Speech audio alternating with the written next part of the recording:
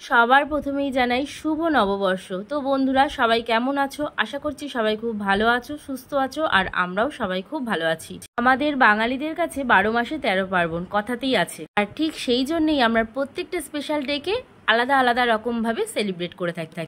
আর আমাদের মেয়েদের কাছে কোনো স্পেশাল ডে সেলিব্রেশন করা মানে রান্নাঘরে খুন্তি নাড়া। কি ঠিক বললাম তো? সবাই কিন্তু কমেন্ট করে জানিও। যাই হোক, আমরা বাঙালিরা কিন্তু প্রত্যেকটা স্পেশাল ডেকেই আলাদা আলাদাভাবে সেলিব্রেট করে থাকি। যেমন ইংরাজি বছর শুরু হওয়ার সময় আমরা কি করি, ভালো করে খাওয়া দাওয়া, পিকনিক এইভাবে পালন করি। আর বাংলা মাস শুরু হওয়ার সময় আমরা নতুন জামা কাপড় পরি, তাই একটা নতুন নাইটি পরে নিয়েছি। পরে নিয়ে এবার চলে এসেছি রান্নাঘরে খাবার দাবার বেড়ে নেওয়ার জন্য। আর আজ কি রান্না করেছি সেটা তোমাদেরকে পরেই দেখাচ্ছি না হয়।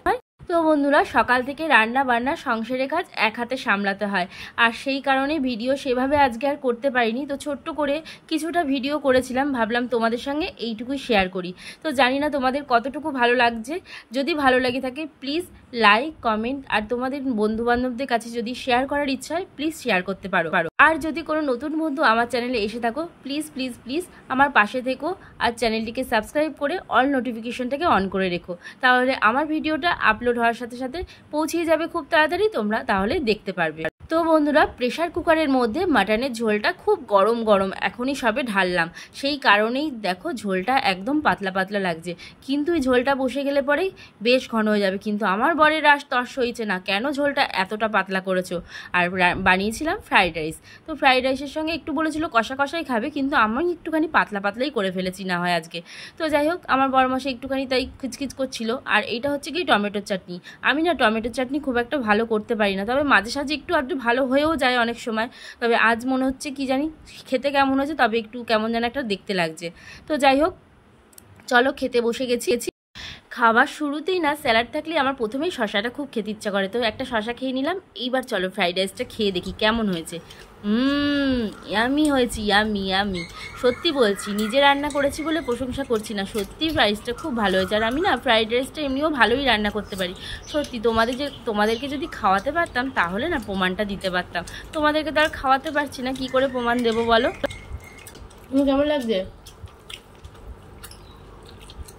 বল, কেমন লাগছে? খাওয়ার সময় ফোনটা দেখতে দিলে তাহলে গিয়ে খুব ভালো হতো, হাসি হাসি বেরোতো তখন।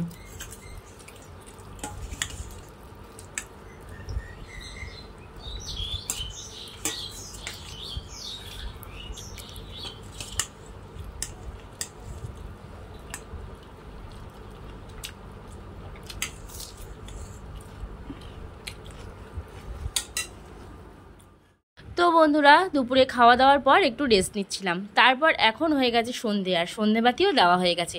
তারপরে এখন সোনুকে একটু রেডি করাবো বলে তাই আলমারি খোলা হয়েছে। তো ওর একটা নতুন গেঞ্জি আছে, সেটা ওকে একটু পরিয়ে দেবো, দিয়ে ওর বাবার সাথে একটুখানি ঘুরতে যাবে। সেই কারণেই এখন একটা নতুন গেঞ্জি ওকে পরিয়ে নিই। তো এই গেঞ্জিটা কিন্তু পুজোর সময় কেনা ছিল, এই গেঞ্জিটা ভাঙাই হয়নি।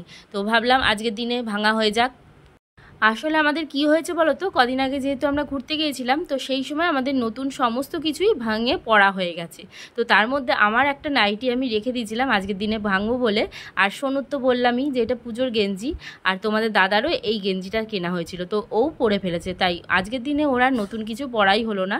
তো যাই হোক বন্ধুরা, ভিডিওটা এখানেই শেষ করছি। আর লাস্টে একটা কোল্ড ড্রিঙ্কস নিয়ে আসলো তোমার দাদা, সেটা খেলাম। চলো।